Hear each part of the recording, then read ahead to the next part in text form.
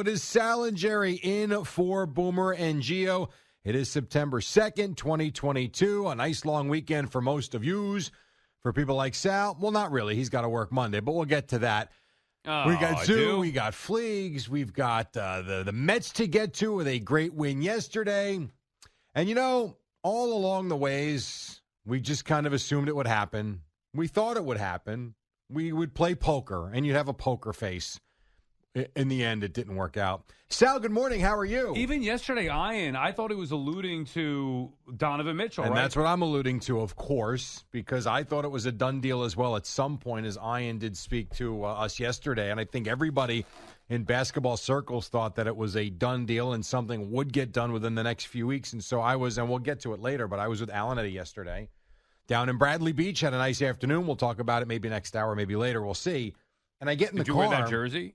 I did not. Jerry's wearing a nice rip-tide jersey. I am freezing today. I came dressed for summer, Labor Day weekend, and I'm freezing. The Recco name on the back of it. I like it. New York rip-tide. Check it out. So I leave Al's condo yesterday. I get in the car, and the first thing I hear is Tommy Lugauer and Trista Crick. And he's yelling like a lunatic. I'm like, well, the Mets won yesterday. Like, what could he possibly be? And then I hear him say Donovan Mitchell. I'm like, all right, well, he's probably, let's go. I want to get Donovan Mitchell. And then I hear him say, and the Cavs got him. I'm like, whoa, hold on a second. What did I miss in the last couple of hours? Because if you remember, Cleveland jumped into the Donovan Mitchell conversations, then jumped out. And I thought they were, at that point, I'm like, it's going to be the Knicks as soon as they can figure out the whole draft pick thing. And I got to tell you, you asked me yesterday, who are they better than? The Knicks in the Eastern Conference. And my first thought was middle of the pack, 5, 6, 7 maybe. So I got to tell you, I look at this Eastern Conference now. Are they, what are they? This is a middle of they're not terrible. They're not championship caliber. They're NBA hell is what they are. Well, right, in Purgatory, which is why the point is I can't believe all they offered. You saw what first of all, look at what the Jazz got for Donovan Mitchell. I don't think the Knicks were coming close to that package. Sexton's a good I think player. If they would have added the third unprotected pick to what they were giving offering, up R.J. Barrett, it's that too they much. would have done it. I'm not doing it. You're talking about R.J. Barrett well, on top of... So let's come back to the conversation we had now. Is it about being a championship team right now, or is it about getting what people view him as a star quality player to basically attract another star player in? I think that's what it was, probably. Right, so when's the last time, aside from Carmelo, who you went out and you gave up a lot to get... Right. And what'd that get them? 150, 4-win season? But, where are the stars? And where and when? If you didn't get a guy who wanted to be here and made it clear he wanted to be here, when is that next star coming? And how? Jared, they couldn't give up all. I thought the Knicks got lucky here. They're out of their mind wanting to give up R.J. Barrett plus the picks. And I don't care about Obi Toppin or Mitchell Robinson necessarily, but that's a lot to give up. I'm not giving up R.J. Barrett. The idea, and I don't even love R.J. Barrett as much as Knicks fans do. The point is, I'm not giving up R.J. Barrett to take on Donovan Mitchell where it doesn't make them that much better. Let's say the Knicks did make that deal. What are we saying today? Oh, you're excited about Donovan Mitchell. Then what? They're still the same in the Eastern Conference. How much better do you think they are? Well, again, I'll bring it back to you. Now you've got one, as people in the NBA view him as a superstar. Now you've got one. Now it's kind of up to him now to go bring another one in, and that's where you start. You still don't have that. And still, you're at a point where you don't get free agents in here, the superstar free agents. Right. You didn't just trade for one. So I'm going to ask you again. So what are they, and what's the future? Draft and develop, just like the Warriors did, just like the others did. Hey, look, what have the Jazz done with Rudy Gobert and Donovan Mitchell, who they drafted? In the Western Conference, nothing. Oh, what have the Blazers done? We talk about Dame Lillard and C.J. McCollum, and I love those guys. What have they done? Not a whole lot. Okay, so the Knicks are going to be in that group, even without the big-name guys just yet. It's going to be R.J. Barrett. Hopefully Quentin Grimes can develop. Obviously, they've Brunson, they bring in somebody. The Knicks have a middle-of-the-pack type team. If everything goes right, Randall plays well, and all these guys develop, then they can be a top 6, maybe a top 4 team in the Eastern Conference. Are they championship caliber? No, R.J. Barrett may have to get to that next level, which, by the way, he still could. As a guy who wants to be here, 22, I agree. He works his rear end off. I'd rather put, and I know he doesn't shoot, he's not a good shooter, and that's one area where you wish you could improve, especially in today's NBA where you need good shooting from a shooting guard. However, he works his rear end off. He wants to be here. He could potentially, he's gotten better every year. He could potentially be that guy. And then all of a sudden we're saying, oh, you know what? They have R.J. Barrett. They had this guy. They have that guy. They could draft and develop. And I don't care where you're picking in the draft. Hit. You need to hit. It's as simple as that. That's how it gets done. I would not have given up that offer that Woj reported that they did with those three players, RJ, Obi Toppin, Mitchell Robinson, and 3 first-round picks for Donovan Mitchell because, to me, it doesn't make them that much better. Star power, sure, because you're getting a bona fide all-star. He's been an all-star before.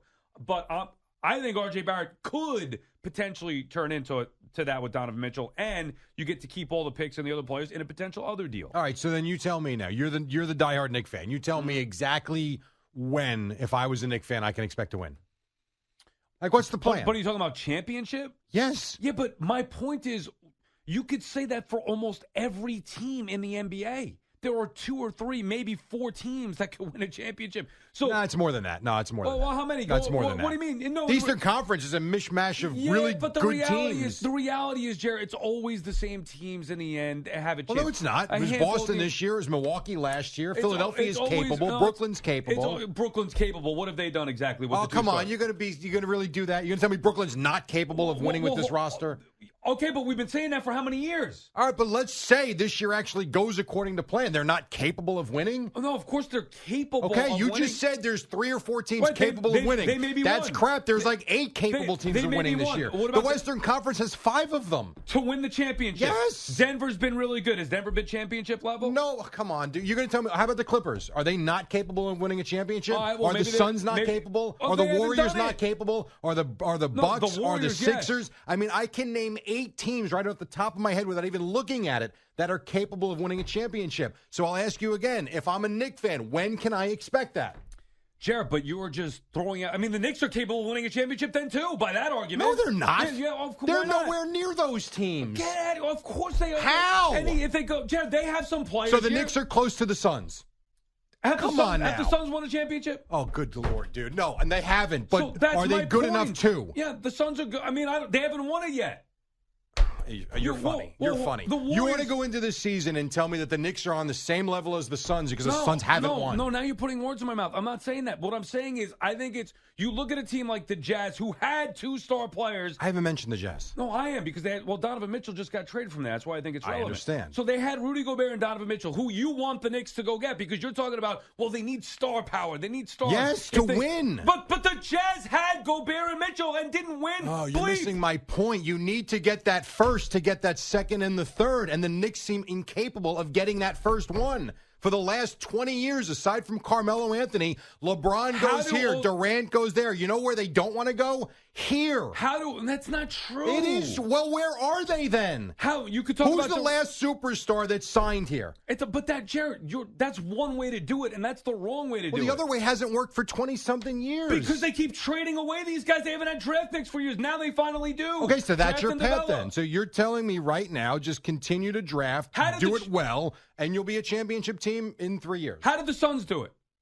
They drafted well. Oh, okay, and then they can add a piece like Chris Paul to it, right? But they're drafted. How did the Warriors do it? Listen, how did the Bucks get Giannis? What I'm telling you is you tell me the track record of the Knicks drafting well. We just sat here and mocked them. You mocked them yesterday for them re-signing Barrett, the first, rookie kid or whatever, draft pick to sign a multi-year extension since Charlie Ward, for God's sakes. Well, right, but that's the last 20 years. I think this team has some potential with some of these players. Obi Toppin is decent. I like Grimes and his potential. Barrett's the guy. Potential. Well, but that's the point. So why would I want to trade the potential guy? Because I think there was another way to get him. It was more about the unprotected. We talked about this all week. It's not so much about Barrett as much as it was about the unprotected draft picks they wouldn't include. They wouldn't include the third one. Well, that's a different story, but I don't think that there was a way. If the Jazz turned down... That depends who you read, because there were also stories that said they didn't want Barrett. They wanted Toppin and other guys. So that's a different conversation. Right, it's about the unprotected picks. All right, well, then what were the other guys we don't know yet? The only thing that I saw Toppin was the one guy. That I read in another article. That they wanted. Yes, along with the Knicks were obviously willing to part with that. I don't think. But not the extra pick. Well, that's stupid. If they didn't give an extra pick, that's why Cleveland got him, though. The third unprotected pick. I mean, there are different variations of better this player, all over the place. Yes, and he got himself a nice contract as soon as he went there. Yeah, yes. And they get 3 first-round unprotected picks. So I think they got better players than the Knicks outside of Barrett could have offered. Like, I like Mitchell Robinson. I like Obi Toppin. They're not the players that Cleveland sent the other way.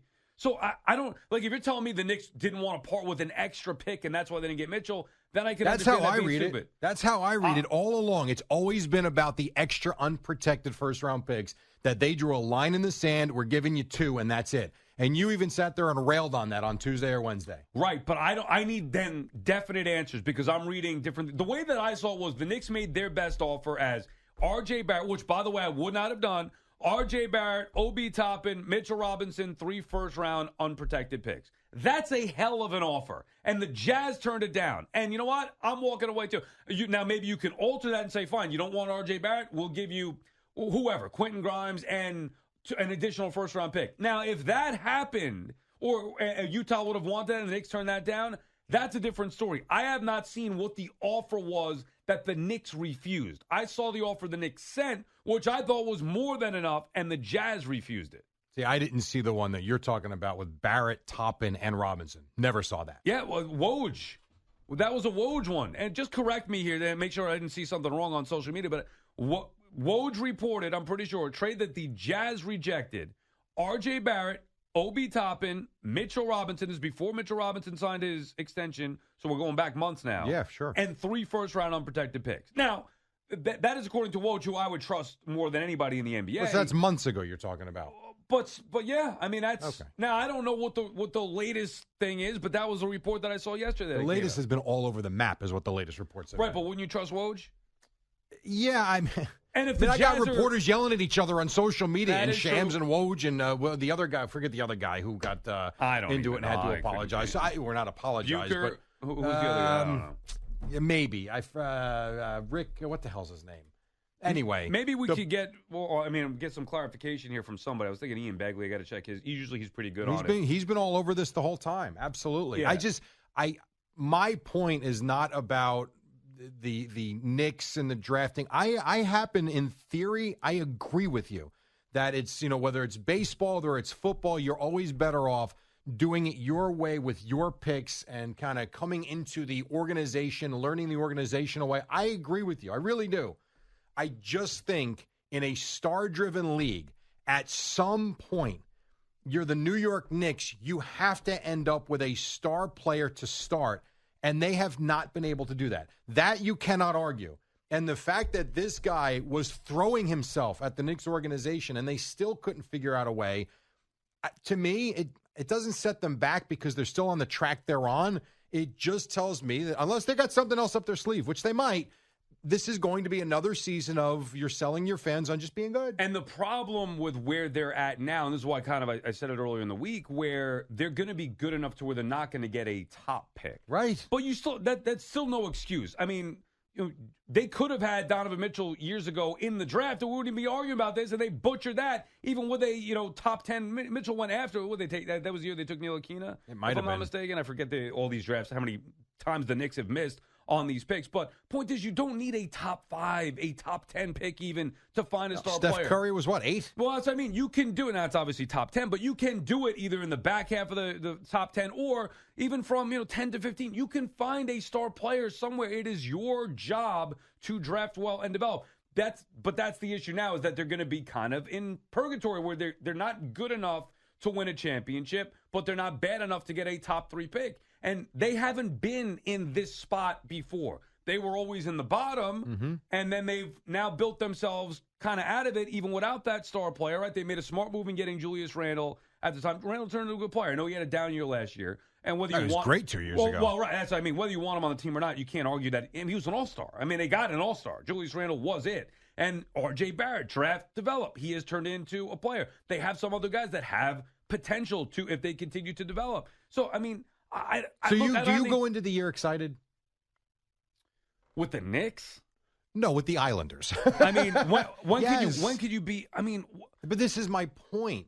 So you had all this speculation but surrounding. Jared, they've been so bad for so long that it's an impossible. They need to win consistently to have some hope and excitement. They've been so bad for so long that it's still in the infancy stages of building back some respectability to even bring the care out of me. Like, I'll admit it, I lived and breathed with every possession of those 90s Knicks teams. I mean, every possession. I love those teams. And you got into it 2 years ago. I remember. And I did get into it because it was fun, and we had a chance to talk about it. The first time they were relevant since I've been doing on air for 10 years or however long it's been. So it was fun to be able to talk about and react to Knicks games that mattered. Then last year was the dose of reality. I didn't believe in them. I didn't think they were any good, and they weren't. So I don't know. Am I excited? No, but even if they had Mitchell, and this is the point to wrap it up here, even if they got Donovan Mitchell, I would be just as excited. Maybe a teeny bit more because I know he's a star player, and it would be like, okay, he's a new toy, new shiny toy, let's see what we have. But I'm almost as excited to see, okay, can R.J. Barrett, can Quentin Grimes, can these guys take that next step? I'm excited to see Brunson and see what he can do. It's not like the Knicks didn't improve. They did. And I'm not going, if Utah wants to turn that deal down, if in fact that is true, I don't think there's anything more the Knicks could have done. And I wouldn't have even done that to get Mitchell.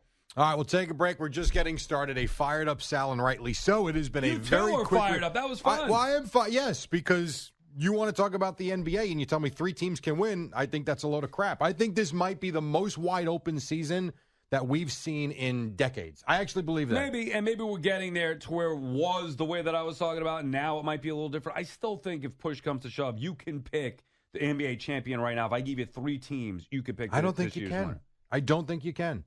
To me, and you're the one that brought it to my attention yesterday when you made me actually look at the conference. My first thought was, but still, Knicks, championship is different than good. Like, you really think the Sixers are winning the championship? I think. Well, you really come on. Think If Joel Embiid, yes, I think the Sixers have every opportunity to win a championship this year. I think Embiid's arguably the best and toughest player to defend in the league. Something will happen. I mean, it's the same story. Maybe, but you know what? Even injury-prone guys have healthy seasons. Like Dallas, and I respect those teams. Dallas been fun to watch. Yeah, but I don't put them in the mix. Okay, right. I mean, but they have a star player. They've done nothing this offseason. Whatever. Dallas and Utah and Portland, these are teams that, they're always good, and they make the play. Denver. I mean, I know people are going to get high on Denver. Are they going to win a championship? Right, and those are all teams I still haven't mentioned. And I still can come up with 8 or 9 teams that I think are capable of winning this year. All right. Well, I mean, we'll see. It's a big number. I would be willing to bet, and I don't know what we could put on, that I could pick this year's NBA champion if you give me 3 teams. You can have 3 teams. Yeah. And I think but I think most times you probably could. Now, I know even last year, Lakers and Nets, that's been the popular pick for years and never happened yet. So I always like thinking outside the box. But when it comes down to it, generally the final team standing are